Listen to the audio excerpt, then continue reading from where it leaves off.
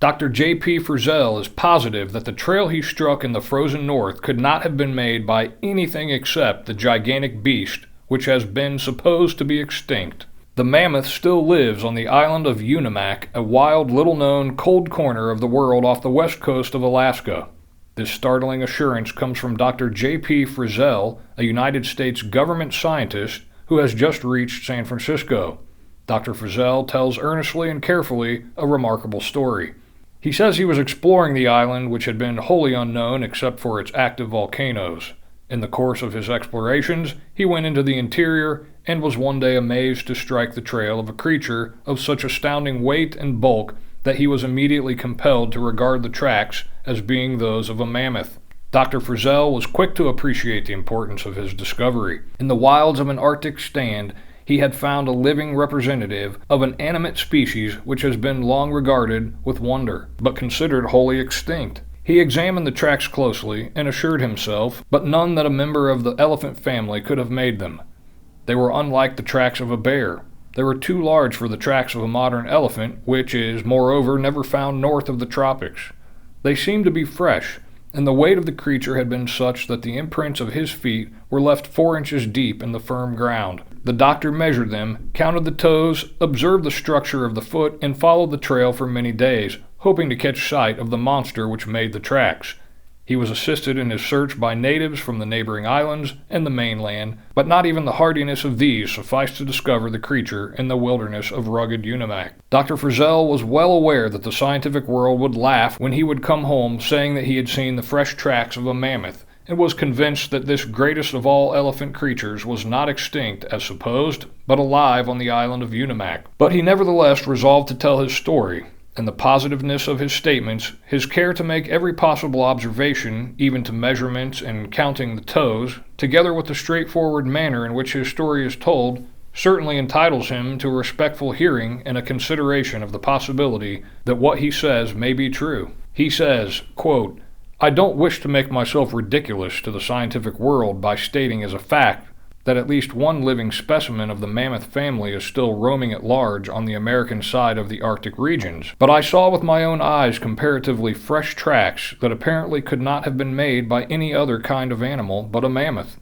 I ran across the animal's tracks in the island of Unimak, which is 125 miles long and 26 miles in width. It is about 400 miles from the mainland, and animals can walk back and forth from land. The tracks could be distinctly seen in the ice and snow, and I followed them for quite a distance. They sank 4 inches into the hard frozen ground. They were 4 feet apart, showing that distance to be the stride of the animal. The dimensions of the tracks were 19 by 20 inches. In each were the distinct impressions of 18 toes. I ran across these animal tracks in the country between Mount Hamgromny and Mount Sheshald, the latter being illegible, feet in height. It is now an active volcano. Unimak fairly teems with animal life, and particularly with much large game. It is a hunter's paradise for caribou, bear, and the red fox. The cinnamon variety of bear there is a large animal, but an animal of that kind could not have made the tracks." End quote. What has Dr. Frizell seen? The island of Unimak is one of the Fox group between the Aleutian Islands and the Alaskan Peninsula.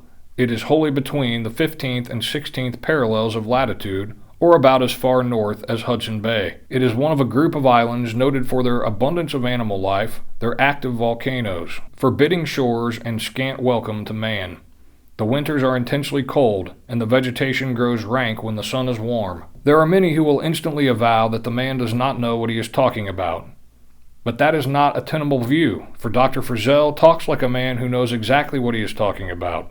He did not go to the island of Unimak looking for a live mammoth. He expected that least of all things to be found. But when he stumbled upon the tracks of a creature whose foot was 19 by 20 inches, he instantly concluded he was on the trail of a mammoth, for he was well posted enough to know that no other creature, existing or extinct, could make a track so large. It will be suggested that the doctor really saw the tracks of a bear, and that the dimension of these tracks have grown in his mind since he saw them. But the doctor insists that he did not trust this to his memory, but measured the tracks, finding them to be so many inches across one way and so many another, which figures he submits as a positive statement concerning the size of the tracks. Moreover, he expresses himself as familiar with the big cinnamon bear, the largest member of the bear family on the island, and says the big tracks could not have been made by a cinnamon bear. They were not bear tracks. He knows a bear track when he sees one. Even the fair-minded objector is left to the conclusion that Dr. Frizzel really did find upon this faraway northern island the tracks of some remarkable creature. Neither he nor any of the native people who had gone to the island with him had ever seen tracks like them. The doctor's familiarity with the great mammoth prompted him to believe that there were mammoth tracks. Admitting then that the doctor knows what he is talking about and also knows what he has seen, the incredulous will ask if it is not possible that the tracks are old, very old, having been there ever since that remote age in which the last of the mammoths laid down in death in these northern ice fields, where the carcasses of the great creatures are found in such numbers, many of them perfectly preserved in the ice. This, indeed, a fair question that may well be considered. The scientist has taught that the mammoth almost anteceded man. The big creature did, in fact, appear upon Earth ahead of man, but it has been pretty well established that the first men found the mammoth alive, from which scientific assurance we have Stanley Waterloo's tale of the mammoth chase in The Story of Ab, A.B. It has never been seriously suggested that the mammoth remained for long a contemporary with men. He became extinct thousands of years ago. If this long-accepted theory be true, the tracks Dr. Frizzel has seen have been there in the hard ground of Unimak Island for a period of time older than the Christian era. This is impossible. The erosion of the elements, the thawing and freezing of seasons, and every other meteorological agency would have contributed to their destruction. They would not have lasted from one season to another. We are now brought to the point where, if we are to place any reliance in Dr. Frizzel's story of what he saw, we must begin to subscribe to his theory that he was on the trail of a mammoth which lives on the island of Unimak. Professor Krauss is out of the interior of Madagascar attempting to capture for the Berlin Zoological Garden a living specimen of the Epiornis, the great rock of the Arabian Nights tale of Sinbad the Sailor. The okapi has been found in the interior of Africa. Both of these creatures have been long considered extinct, but the okapi turns up in the flesh, and the rock rolls into a Madagascar river a brand new egg to serve as a messenger to science that the rock of Sinbad still lives and thrives. Listeners note, I'll have more on the rock later in a separate story. Back to the article. It is not unlikely that Dr. Frizzel may find some learned men coming to his support when the storm of incredulity has passed.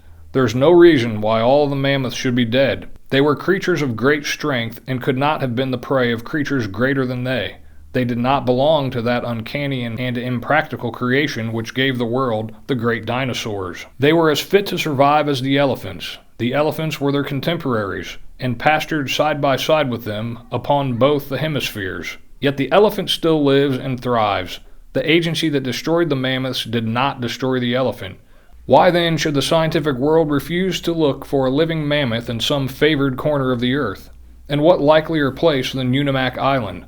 The far north was the mammoth's chief range. It was there the great pachyderm is found in the greatest numbers, his skeleton in the ravine, or his carcass preserved in ice. Not an explorer in the Arctic country, but has returned to tell of the wonderfully preserved mammoths, with their long hair and the flesh still clinging to the bones. Isn't it possible science could be mistaken in its assumption that the mammoths are all dead?